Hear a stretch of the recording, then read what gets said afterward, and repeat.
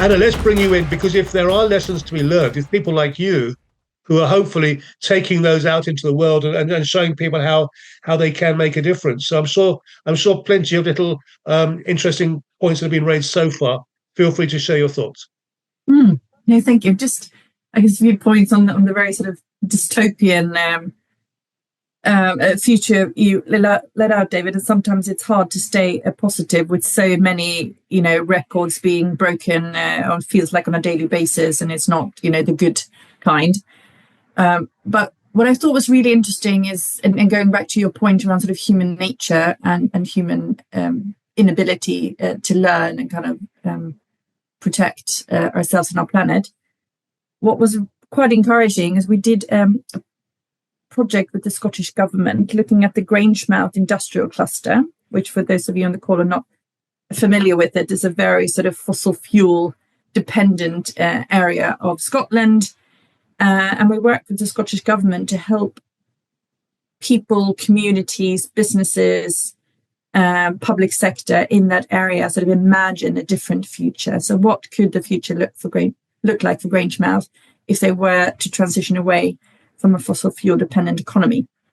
And I thought it was very interesting in terms of, I think the the everyday sort of people and the time they spend thinking about these things it doesn't fill a very large proportion, I think, of everyday people's lives. So if you bring together, if you educate, if you inform, if you highlight some of the risks and challenges with the existing situation and kind of help them paint a different picture, a different future, some really, really interesting things came out. And the Grangemouth Just Transition Vision is in the public domain, so everyone on this call can have a look. But it was around sort of how do we create thriving industrial clusters, looking at some current expertise in chemicals rather than fossil fuels, and how do we harness that? How do we then transition to low carbon fuel and energy hub for the future? Can Scotland actually be an industrial kind of carbon capture point? And I know we're looking at technology solutions now rather than mitigation and adaptation, but also could Scotland be central to sort of biomanufacturing? And could it be an innovation hub, leading new and advanced sort of industrial process and manufacturing ideas?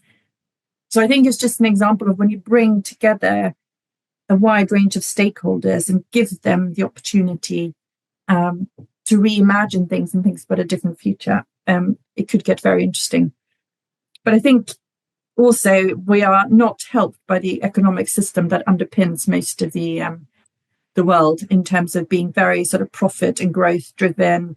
GDP is the central measure for sort of success, and in a country, and fundamentally, a new economic order is needed where you look at different measures of success and what it means to be prosperous, and you need an economic structure that don't just benefit the countries and the individuals that are already have lots, but also redistribute some of that wealth. So again, you can see my kind of Swedish sort of socialism coming in here, but that sort of redistribution of wealth needs to happen at the global stage. And we've mentioned the some of the finance needed for sort of global climate adaptation. And yes, 300 billion commitment isn't enough when 1.3 trillion is needed, but at least there was an acknowledgement that they wanted to move to the 1.3 trillion. I think the challenge is how do you then unlock that finance, because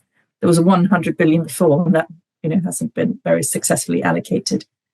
Again, on an encouraging note, a lot of the work that we do more on asset level than maybe region or city level is there's a lot of interest by the lenders, the lending community, to look at the asset preparedness for different climate hazards, and how are the assets building in mitigation and adaptation measures, and where there's a gap, how can then the lender sort of help finance that such that the asset wouldn't sort of depreciate in value, which would then cause risks for the lenders. So I think there's some interesting sort of public-private finance solutions being tabled as well.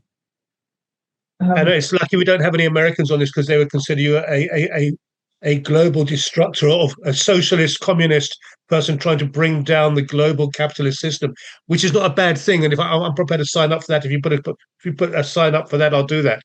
I think we are. I think it's very interesting because we've seen one of the phrases of the last 20 years has been disruption. We've seen disruption in probably everything.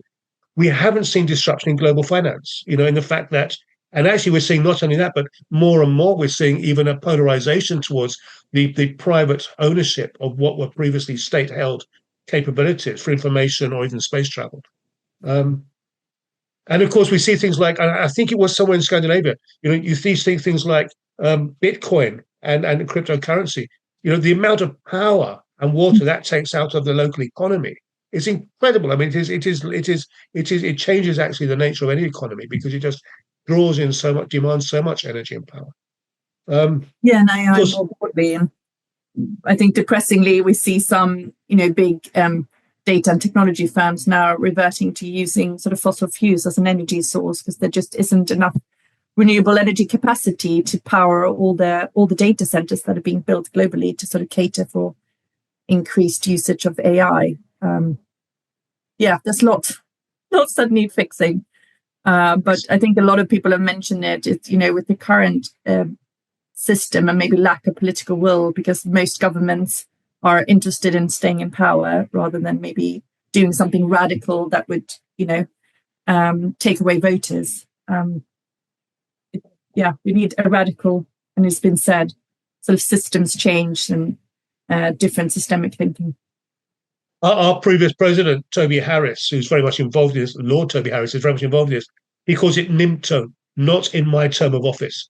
And if you're a politician, that's all you're really interested in. Okay, fantastic. Listen, Anna, really, really great insights. Thanks for that. Let's come across to Tatiana, because of course you are. You mentioned it in describing yourself. You mentioned advocacy. You are trying to put your voice out there. You're trying to make changes and make a change in understanding. Can I ask a simple question? Are you winning? I mean, not even winning. Are you making a difference? Are you able to fight your way upstream, so to speak? That's $1 million question. Listen, it's been question. 50. Yeah. Well, we all work hard, hoping, right, to drive some at any scale, and I think any change is good, and we need to fight for it.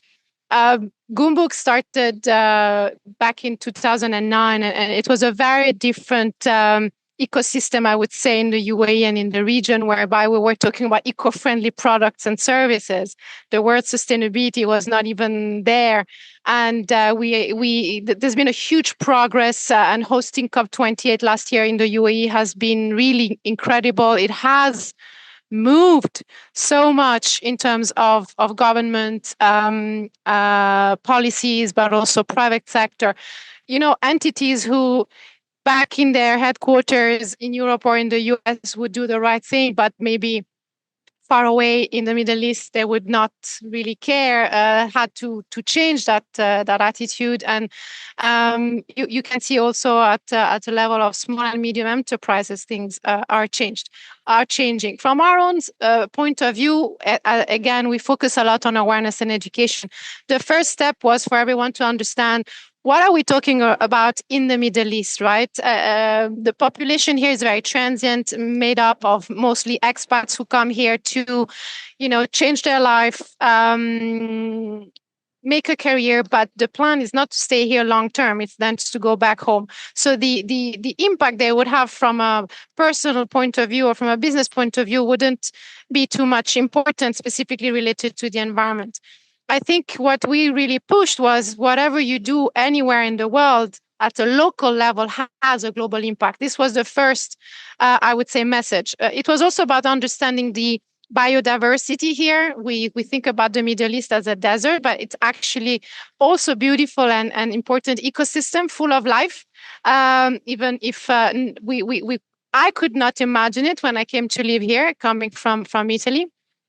There are incredible. There is an incredible nature that needs to be protected, and as I was saying earlier, nature-based solutions that are also important in the fight for climate change, against climate change.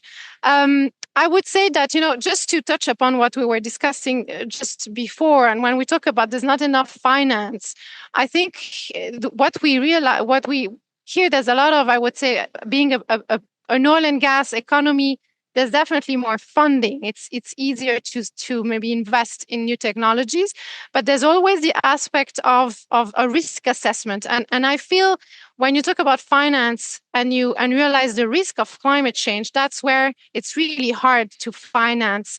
And you need to also be able to prove that what you are about to do, any kind of mitigation or adaptation, is it really going to work? What is the insurance you're giving to the finance side, right?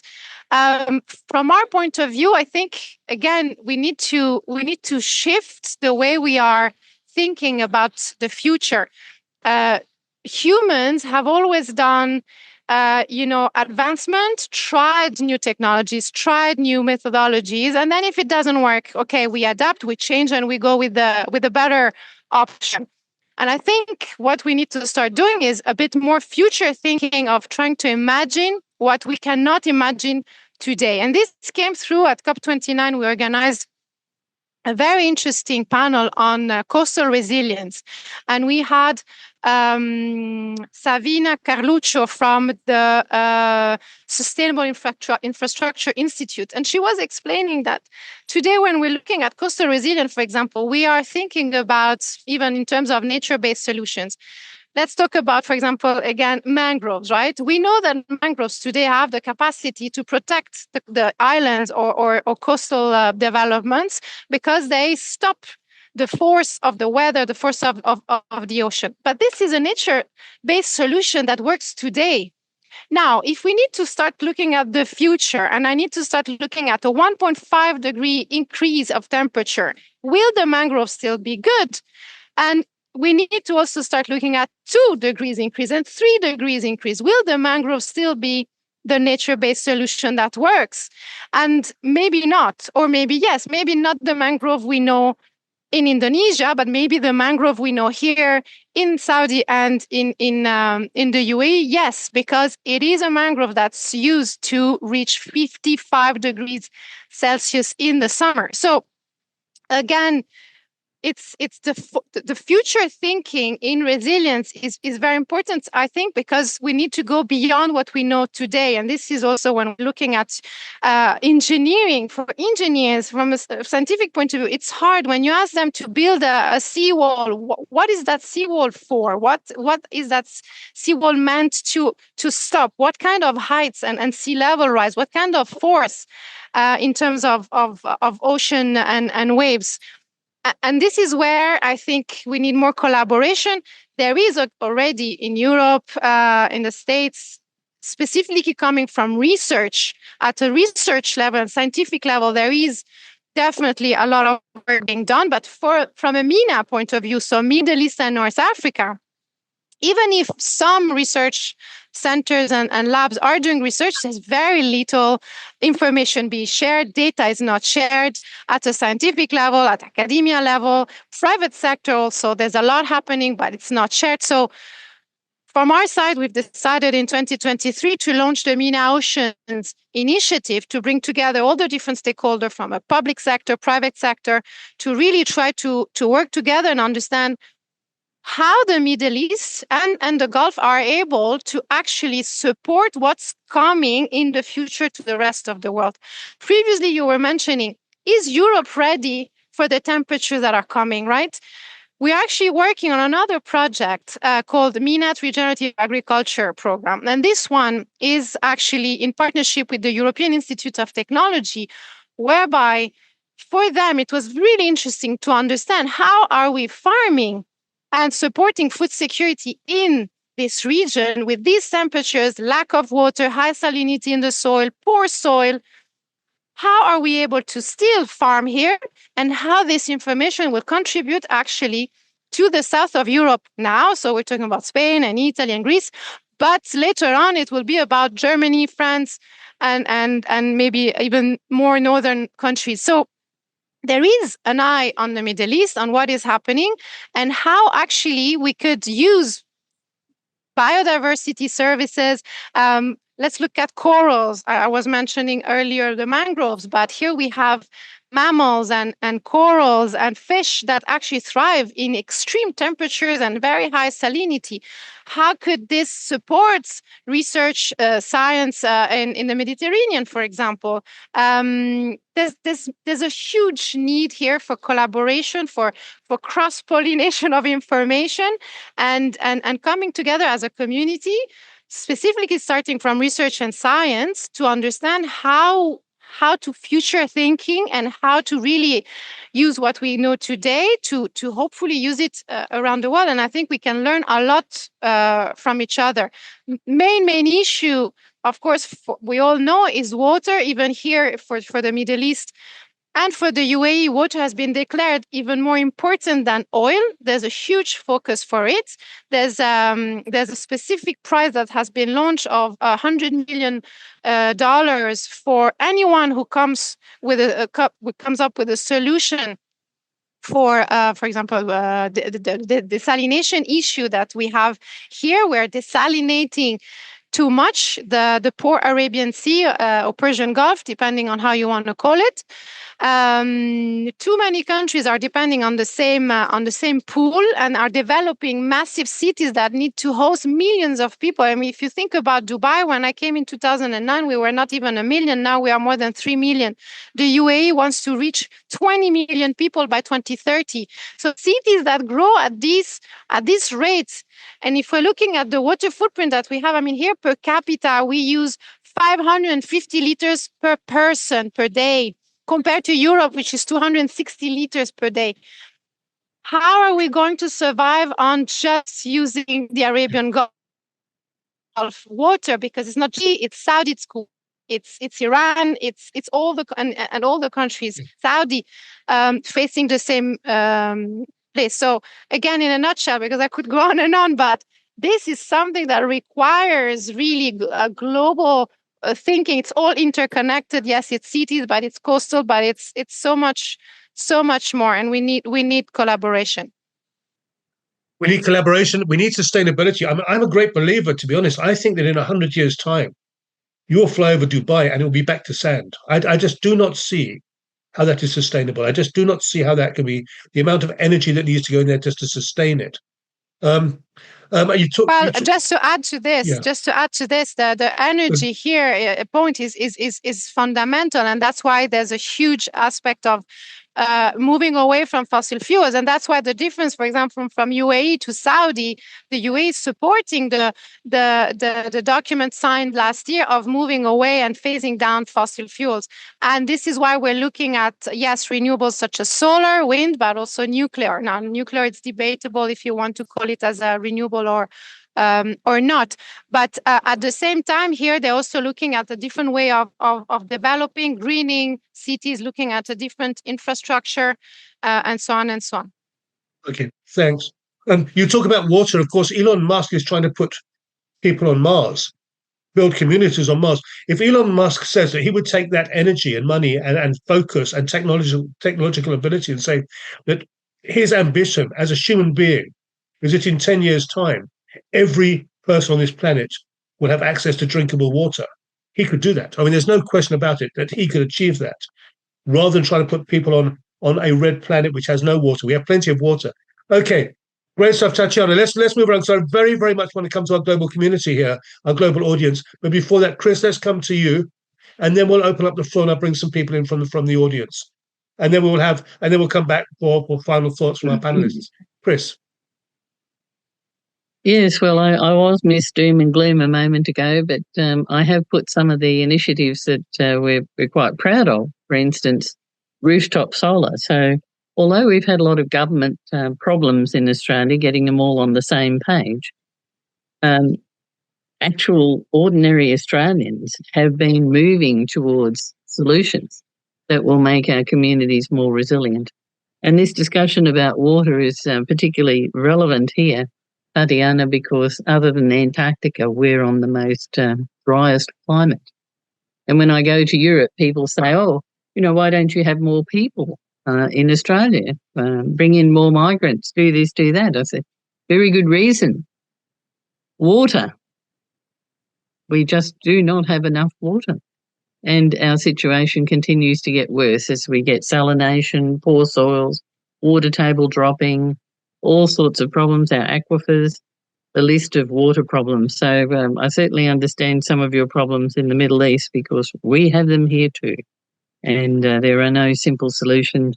And any solution we seem to have, for instance, we were talking about, I think it was Anna was talking about private sector partnerships. We've got a very wealthy fellow in Australia called Andrew Twiggy Forrest, who does a lot of mining of iron ore, who's busy trying to invest in hydrogen to run his big transport vehicles, those great big mining things, trucks, with hydrogen. A lovely idea, except for one small problem. To make the hydrogen as we know how to do it at present requires vast amounts of water, which we do not have to share.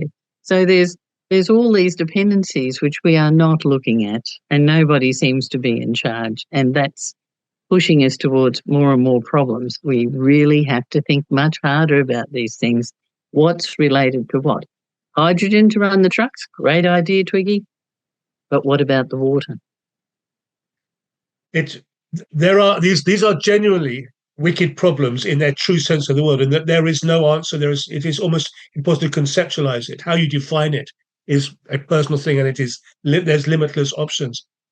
Just to give some context before we now go to our global audience, we have set up here the Centre for the Study of Wicked Problems, the CSWP, which is designed to really look at to offer a platform to look at these things in a structured and, to use the words you're using, collaborative, structured, formatted, rational, applicable, realistic. I look forward to get to working with all of you and supporting that. We are looking to 2025 to be the year when we really start pushing that forward. Tatiana, I'm going to be in Dubai for a week in the last week of January. Maybe we can look at doing something together with the ISRM and yourself when I'm over there. We've got some supporters from that. That'd be really good. We really believe that we see ourselves as a facilitating organization. We love collaboration. We think that's the way to go.